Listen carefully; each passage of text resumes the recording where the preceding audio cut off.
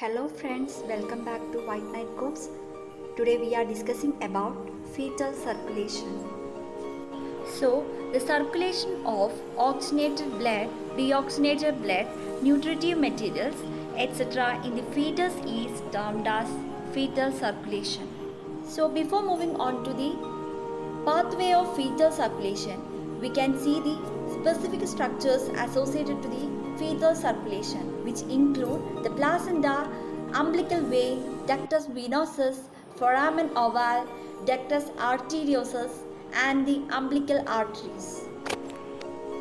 We can see the shunts involved in the fetal circulation.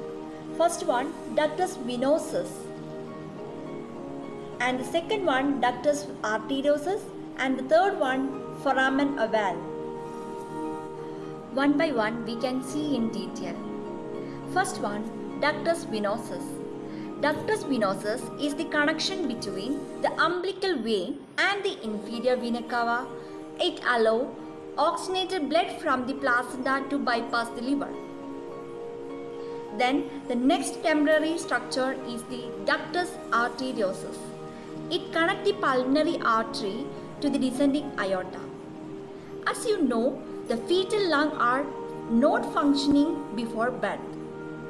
The pulmonary artery having a connection between the aorta, so the oxygenated blood from the fetus will be supplied to the aorta through this connection.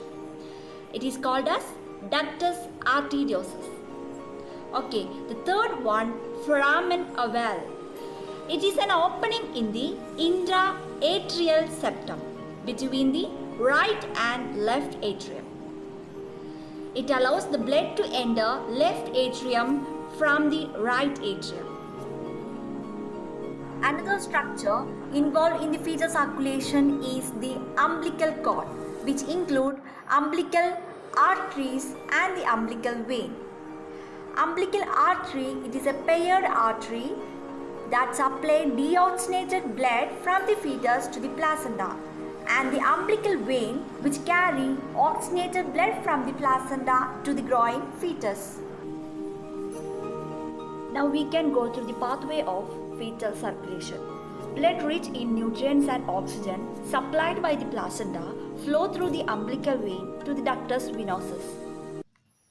Blood flow from the ductus venosus into the inferior vena cava up to the right atrium. This blood mixes with blood returning from the upper body by the superior vena cava and from the lower body via inferior vena cava. Once it reaches the right atrium, some of the blood flow to the right ventricle and some of the blood flow through the foramen ovale to the left atrium and into the left ventricle, and where it is then pumped out into the aorta and to the body.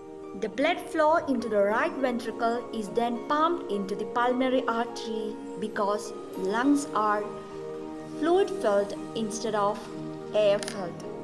Vessels in the lung are narrow, creating higher resistance blood flow into the lungs.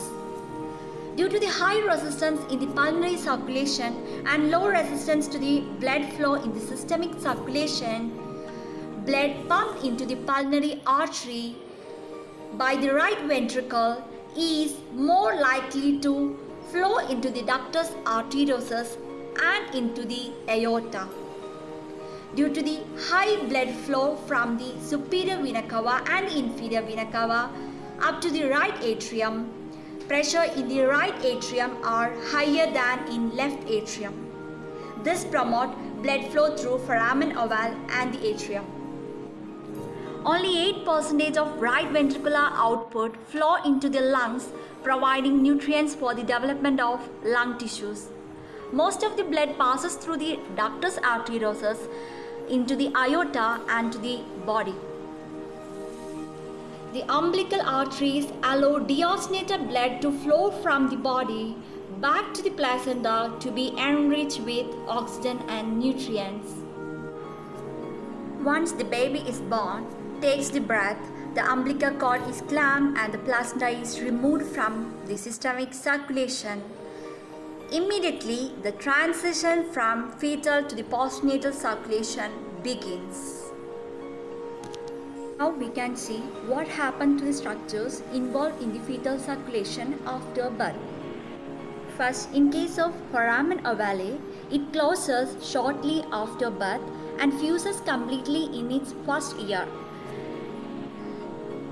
And it closes due to increased pressure in the left atrium and decreased pressure in the right atrium. In case of ductus arteriosus, it closes soon after birth and become ligamentum arteriosum in about 3 months. Then the ductus venosus. Ductus venosus will close functionally within minutes after the birth, and structurally the closure occurs within 3 to 7 days after the birth. After it closes, it becomes ligamentum venosum. Then coming to umbilical arteries, the closure of umbilical artery occurs due to clamping and cutting of umbilical cord, and it becomes medial umbilical ligament later. And the last, closure of umbilical vein. The closure of umbilical vein occurs little later than umbilical artery closes. Finally, it becomes ligamentum teres later. Okay, now we can overview the fetal circulation. First, 80% of oxygenated blood from the placenta through the umbilical vein, it reaches the liver, and from the liver through the ductus venosus, the first bypass, the blood flows into the inferior vena cava. 75% of blood reaches the right atrium, and through the foramen ovale, the second bypass, 50% of blood from the right atrium flow to the left atrium and then to the left ventricle, and then through the aorta to the systemic circulation. Remaining 25% of blood flow to the right ventricle from the right atrium passes through the pulmonary trunk, and from the pulmonary trunk through the ductus arteriosus, the third bypass, the blood flow to the descending aorta.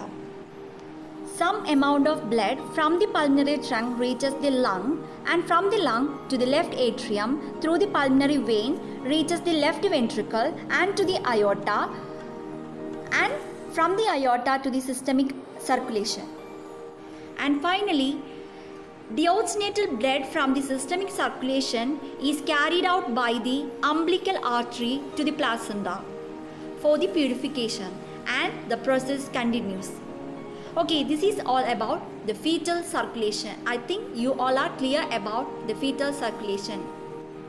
If you like the video, please like and subscribe. Thank you for watching.